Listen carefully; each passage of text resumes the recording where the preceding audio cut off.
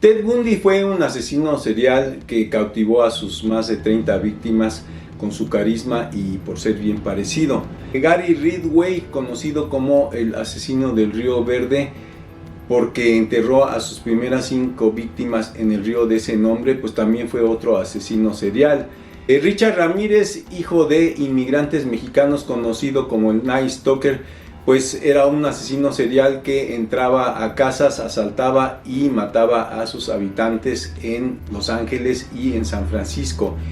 Y James Oliver Huerty fue conocido por haber perpetrado la masacre de San Isidro. Bueno, ¿qué tenían de común estos y otros asesinos seriales? Bueno, pues haber nacido en zonas en que estaban en contacto con el plomo por las industrias, por las mineras, o que ellos mismos hacían labores en donde estaban en contacto con el plomo y les envenenó justamente este químico.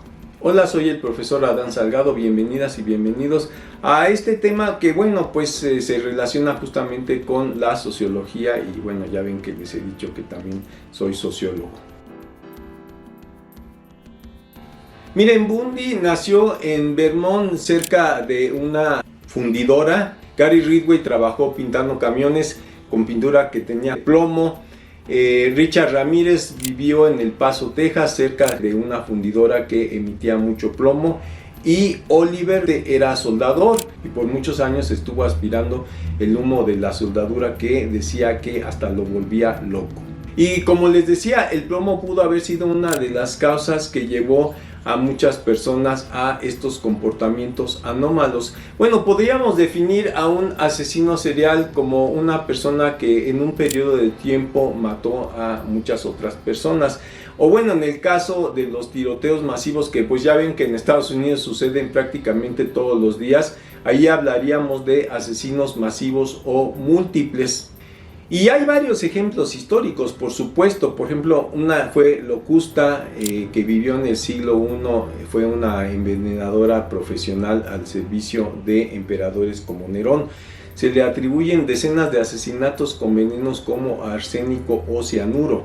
Otro fue Gilles de Rais, que él era un noble y militar francés, también al que se atribuyen cientos de asesinatos de niños. Una más fue Elizabeth Báthory, conocida como la Condesa Sangrienta, a quien se le atribuyen más de 300 muertes. Ella era húngara y supuestamente a todas estas mujeres que eran pues vírgenes las mataba para bañarse con su sangre y conservar su juventud. O ahí está el famoso Jack el Destripador, que vivió a finales del siglo XIX en Inglaterra y que a la fecha pues no se sabe quién fue, se especula que fue un noble. O Henry Howard Holmes, que fue pues doctor, que vivió en Estados Unidos y que se considera el primer asesino serial. Él tenía una casa en forma de castillo en donde pues tenía trampas y muchas cosas para matar a las decenas de personas que se le atribuyen precisamente que asesinó.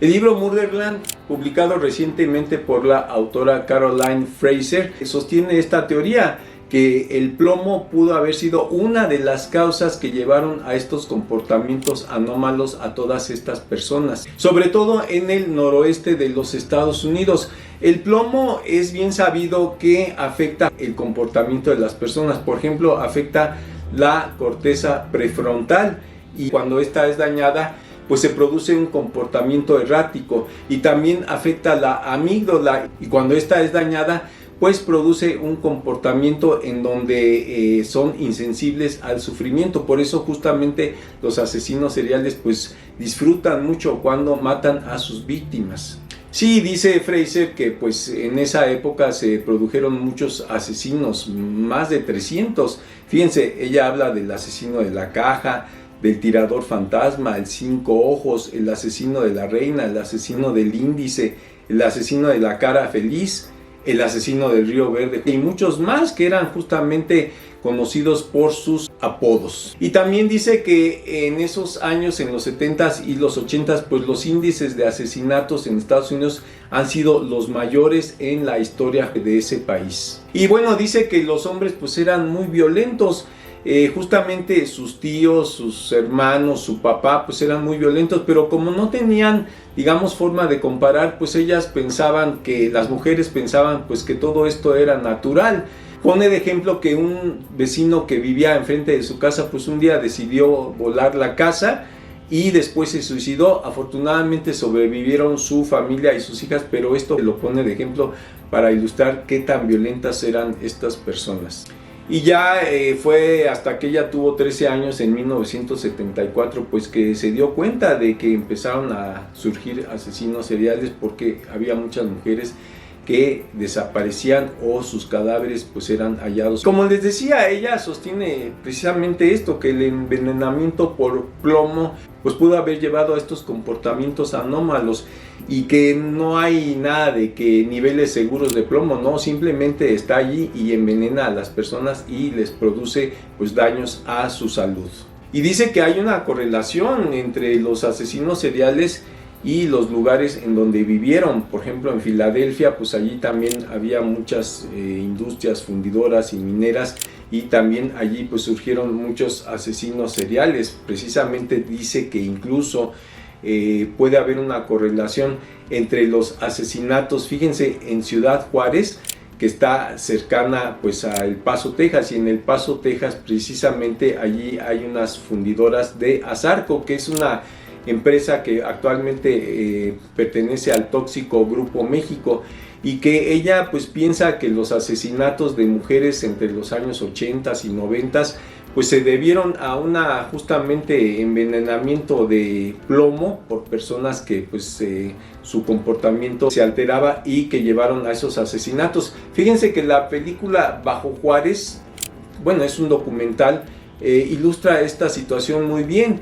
Y allí se sostiene la teoría de que todos estos asesinatos, bueno, la mayor parte eran cometidos por familias ricas de ese lugar, que competían pues a ver quién podía enterrar a más mujeres asesinadas en sus respectivos terrenos, porque tenían muchos terrenos estas dos familias, se sostiene. Les recomiendo mucho que vean Bajo Juárez, precisamente porque habla de esa situación.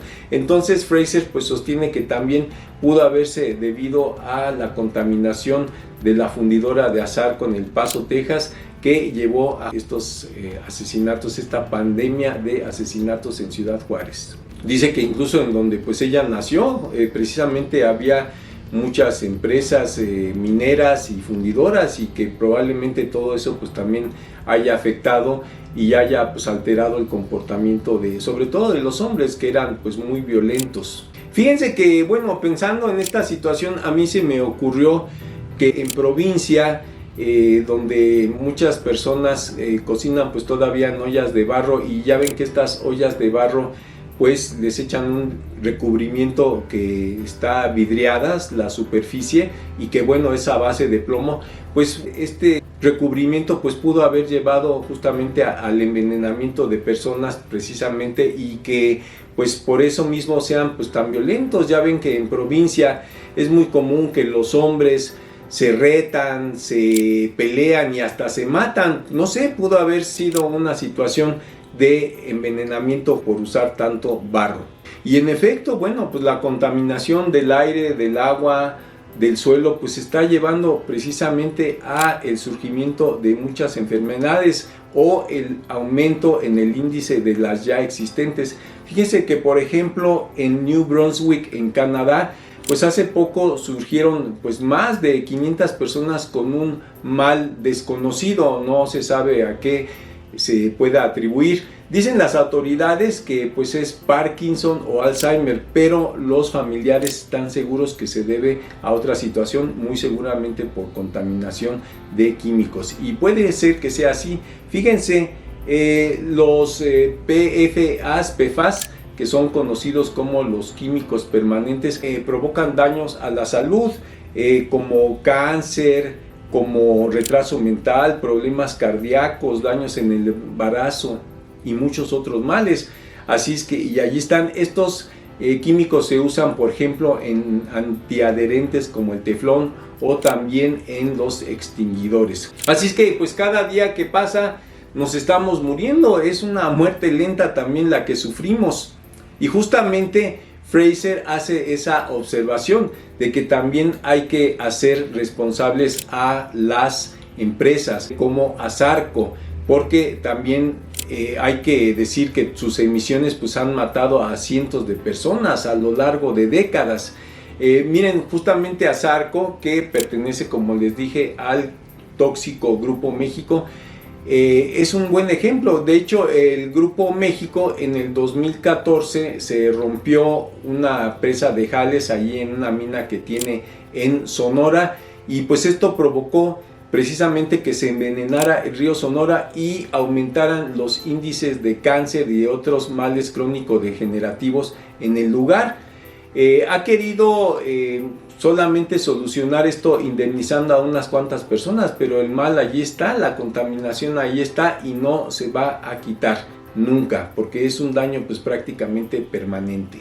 Así que bueno, pues podríamos concluir que pues todos estos venenos industriales que emiten las industrias, las mineras, las fundidoras y muchas otras más, pues también han contribuido a irnos matando. Así es que podríamos decir que también esas industrias muy contaminantes pues son asesinos seriales que nos han ido matando a lo largo de décadas. Y bueno, pues hasta aquí el tema de hoy. Espero que haya sido de su agrado, y ya saben, todos sus comentarios pueden dejármelos aquí abajo. También les dejo mi blog, que es de donde saco muchos de los artículos que comento por acá, y mi Twitter. Y nos vemos hasta el siguiente. Gracias.